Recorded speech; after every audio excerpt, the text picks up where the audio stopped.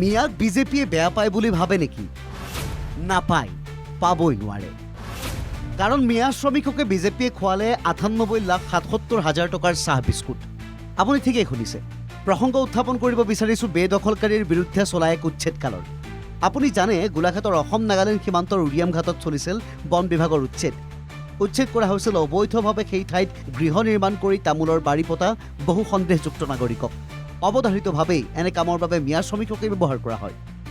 শাসকে মিয়াক চকুৰ কুটা বুকুৰ হুল বুলি বাৰে বাৰে প্ৰতিপন্ন কৰিব বিচাৰিলেও এনে কামৰ বাবে তেনে লোককেই বাৰে বাৰে ব্যৱহাৰ কৰা হয়। বিকল্পও প্ৰায় নাই। তালৈকে সকলো ঠিকে আছে, কিন্তু উল্লেখিত এই উচ্ছেদৰ সময়ত ব্যয় কৰা ধনৰ পৰিমাণ দেখিলেহে চকু কপাল পাৰ হৈ মূৰত উঠিবগৈ আপোনাৰ।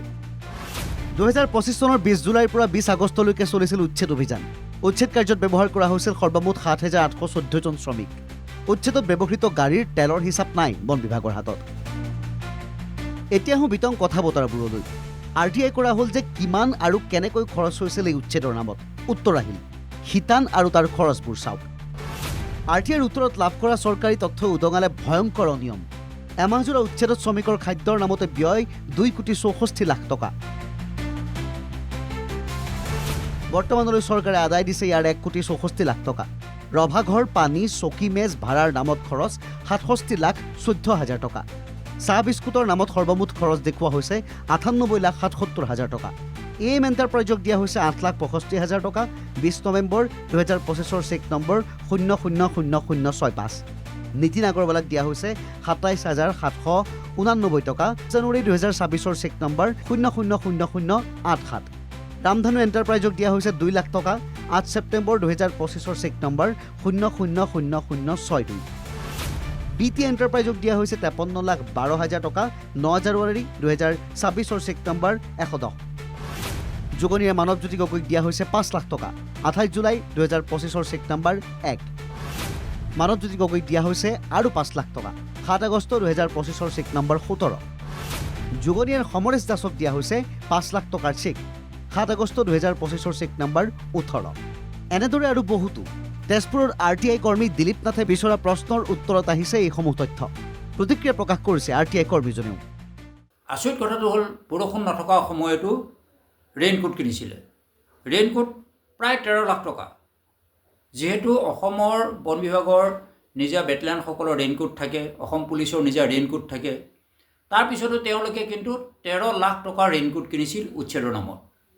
VIP সকল যোৱাৰ কাৰণে বনাঞ্চলৰ ভিতৰত পেচাব কৰিবৰ কাৰণে প্ৰায় 30,000 টকা পলিথিন কিনিছিলে, কেৱল 30,000 টকা অকল VIP লোকসকলে পেচাব কৰিবৰ কাৰণে।